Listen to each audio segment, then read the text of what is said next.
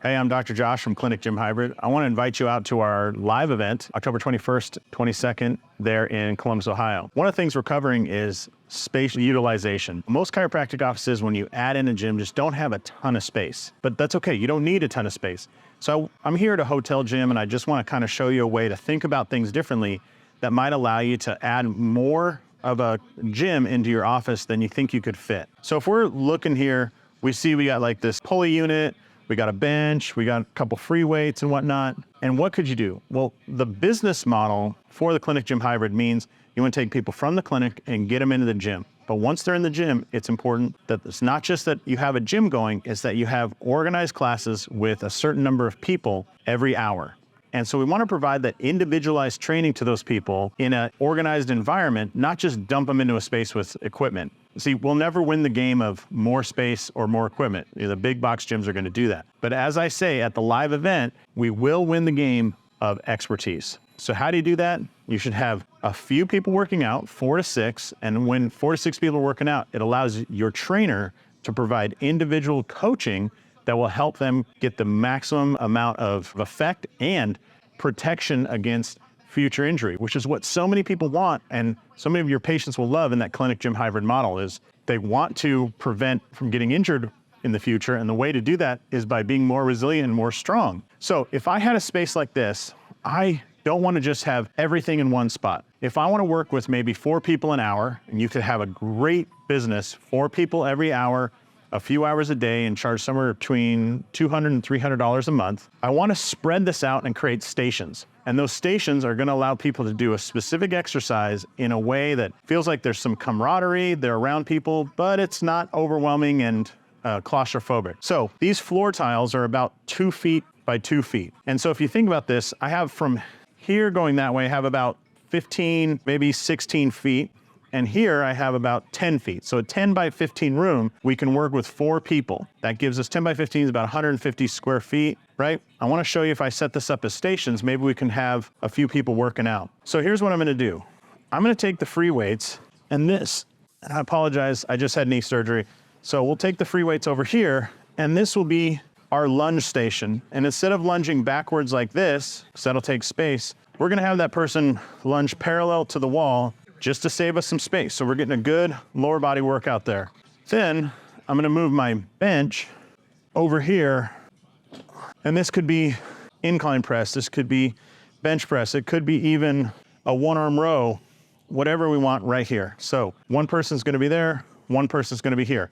And just look, 2 people are working on in a very small space there. Now we wanna do maybe a upper body pulling exercise. And I think one of the best for that is pull-ups or assisted pull-ups. So I have a pull-up bar here. I really love when they're mounted up and out of the way instead of a squat rack. I think wall-mounted pull-up bars, or in this case, system-mounted pull-up bars, are the most effective use of space because I still have all this area underneath. So we can have somebody doing their vertical pulling here, could attach bands, you can have assisted device. That'll allow one more station. So I have somebody vertical pulling, I have somebody doing a lunge pattern over there. I think right here I would do my horizontal pulling, maybe 1-arm row or horizontal press, doing some sort of bench type exercise. And I still have these pulleys that I could add somebody else in. So I have that person there. Maybe this person could be doing core work by doing like a chop, alternating sides chop, right?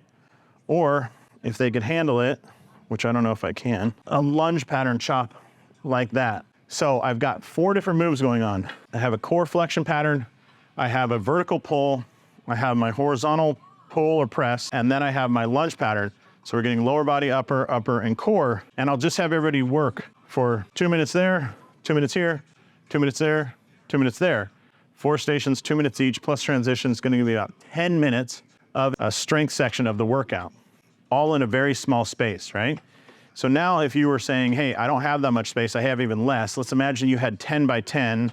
1, 2, 3, 4, 5, that's that tile. 2, 3, 4, 5. So that takes us to here. I might have to eliminate 1 person and work with 3 people in an hour, but it still allows me to have 3 people an hour paying for that high-end coaching and have plenty of room for that coach to move around and improve their mechanics, give them some tips, and scale that appropriately, right? In our live event, we talk all about progressions and regressions and finding the right exercise for that person at that time. So we can do that. The tricks here, number 1, all of our weights are up against the walls, right? We don't have them piled in the center. Secondly, if we're gonna have that pull-up bar, it doesn't take up floor space. I don't like pull-up stations that take up floor space. I can attach, I think they've done it. Let's go over this other side real quick. Yeah, so in this system, they've attached a TRX, so I can have somebody out here doing some exercise. I can tighten these up. I can use them as footholds. We have a lot of opportunity here as long as we keep that thing elevated, and that's mounted at about 9 feet. We can move the bench in or out as necessary, and all of this can be done, those stations, without a squat rack. So let me talk real quick about squat racks.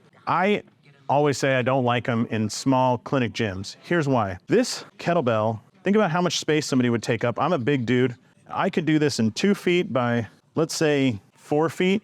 I can do lunges, I can do squats, I can do kettlebell swings, I can do kettlebell deadlifts, I could do step-ups if I had a step. I can do all sorts of lower body exercises with very little space needed. Just need that kettlebell. If I go to a squat rack, well, a squat rack itself will take up 4 feet by 4 feet usually, or more. Then the bar will extend at least a foot on either side. So now I need 6 feet by 4 feet, but then to take weights on and off, I need extra space, so add in another foot on either side. Then those plates need to be stored somewhere up against the wall. So now that plate tree takes another 2 feet by 2 feet. And so I end up giving out 6 or 8 feet by 8 feet between the plates, the bar, the rack, and all that. And unfortunately, only one person can be in that space. Whereas before we set up, we can have 1, 2, and almost 3 people in the same amount of space because we didn't commit to that squat rack. So mount the pull-up bar on the wall. All of your lower body exercise can be done with kettlebells or dumbbells. They're easy to store, they take up less space. And look, if you can't challenge somebody with a kettlebell, like we have a 55-pound kettlebell over here, you can't challenge somebody with that. It's the coaching that's lacking, it's not the equipment. With that, love to invite you to our live event, October 21st and 22nd out in Columbus, Ohio, where we will cover progressions and regressions to all these exercises and how to put it together in a functional business model that works to increase your profit while reducing the time you need to spend handcuffed to the table, adjusting people, and just doing treatments. Instead of that, build a business model that works for the future, and membership grows, and you don't have to do more work as it does. So if you're interested in that, check out clinicgymhybrid.com, look for our live events, sign up for our course, and see you in Columbus. Thanks so much for checking out these videos. I hope they're useful. We'll cover things like rehab, exercise, business model, progressions, layout, everything else that helps you build a clinic. So if you're interested, you can click here, there, here, or anywhere to get more videos just like this. Thanks a lot for watching, and we'll see you soon.